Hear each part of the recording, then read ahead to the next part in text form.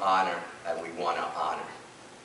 You have taken the ideas of Rudolf Steiner, who's the father of the Camphill movement, who wrote about everything, by the way, for those who are familiar with the movement, and you put them into operation. And in so doing, you're setting a model for all of us.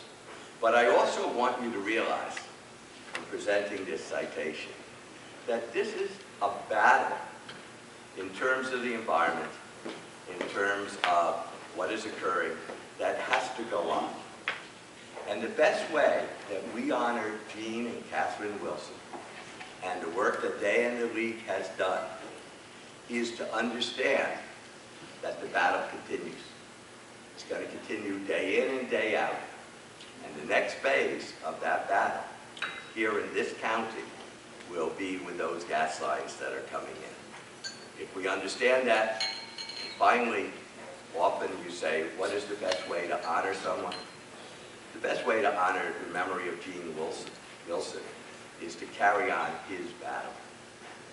And that is something that each of you and myself are capable of doing. And together, we can join Camphill in changing the very way we do business in Chester County and create an environment of clean energy for each and every one of us. Thank you so much.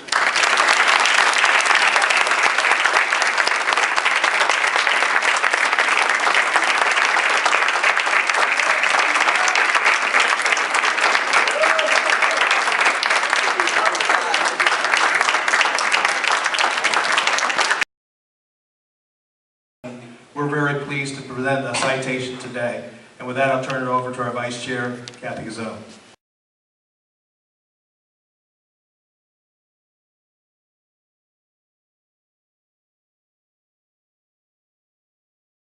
Well, so thank you.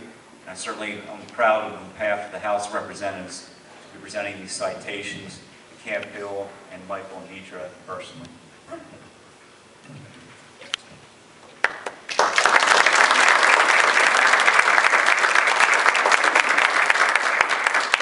I would just note, just so everybody can get a flavor of this, some of the accomplishments are noted here in all perpetuity, so it's entered into the historical record. So all of Pennsylvania, for all perpetuity, can be aware of everything that's been accomplished. It reflects some of the accomplishments that Bruce read. But the closing line here, I think, is really quite informative. It says, now therefore, the Pennsylvania House of Representatives of the Commonwealth lauds Camphill Village, Kimberton Hills, on this well-deserved honor, and firmly states that it stands as a model, and this has been noted, and I think is key, a model worthy of emulation, which I think is the whole idea of the best practices you're showing the rest of us. It offers Camphill and all the staff and residents there best wishes for continued success in the future, sponsored by the Pennsylvania House of Representatives. So thank you for all you've done for Chester County and to show all of us how to get this done in an environmentally sustainable fashion.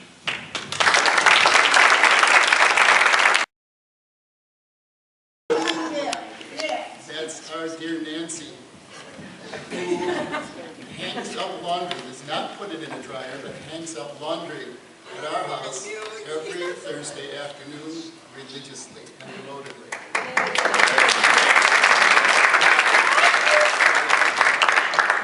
Of course, we're deeply honored, and gratified, and delighted, and humbled by this award and the many citations, wonderful citations, which I didn't realize were also going to be part of this afternoon. But in an intentional community setting, it just works that way. We have far fewer cars per capita than most folks do. We can do that and still have a very fine living situation. So that's just a way of putting in a plug for intentional community living, co-housing kinds of community living, and innovative social ways of not only improving sustainability and protecting the environment, but also enhancing our social and cultural life. There is, somebody mentioned well, Bruce, of course, outlined all these different things that Camphill has been working with, and there's even a more comprehensive summary sheet, I think, just outside on the table, as well as some other information if you're interested. But at this point, I would just like to acknowledge and ask for all the folks in Kimberton Hills who are land workers, garden workers, dairy workers, people who hang up laundry instead of putting it in the dryer, our master, Gabby, who came up here earlier to help receive a reward, who is a master recycler, and all of the different things. The people who are here now, please stand up from Kimberton Hills. You can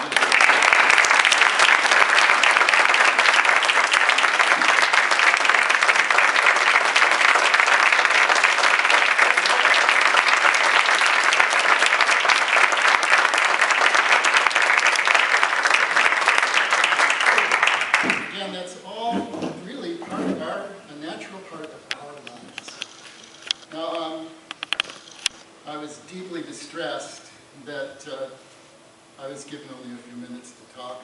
Somebody referred to me as an inveterate educator or something like that earlier. But 4CP and I, in that sense, are in the same boat. We're always mulling over how can we do more than preach to the converted, which is pretty much what we're doing right now. And that's a real question. I work, as was mentioned by Claire, with the West Vincent Sustainability group. It's now a working group that was called a task force that developed a master plan, and now it's time to walk the walk, as Bruce says, and we're working on that. But that becomes a challenge. How do we do that? And so I want to leave you with just a brief quote that I came across just a few days ago in an article that was about socially responsible investing and how we become pro-social rather than anti-social. One of the points the article makes is that in research that's been done, not only the vast majority, over 97% of people in these various questionnaires and so on that were done through research, it was discovered have a very significant altruistic and pro-social element to their being, to their psyche. And indeed, that plays out in many ways. That's not, unfortunately, what makes the mass media and the newspapers the sensationalist stuff, but it's what's happening, what's going on every day, everywhere. How do we elicit that? How do we bring that out further? How do we inspire that? And so, just a little pedagogical tidbit to close. This is a quote from that article. Researchers have found that experimental subjects act more pro-socially when experimenters, 1, ask them to act pro-socially. They ask them. 2, lead them to believe other subjects would behave pro-socially. And 3, structure experiments so that pro-social decisions provide larger benefits to others. That sounds a bit abstruse, but I find that potentially very useful for those of us, Bruce, who are really working to inspire people to turn towards their altruistic and more pro-social side.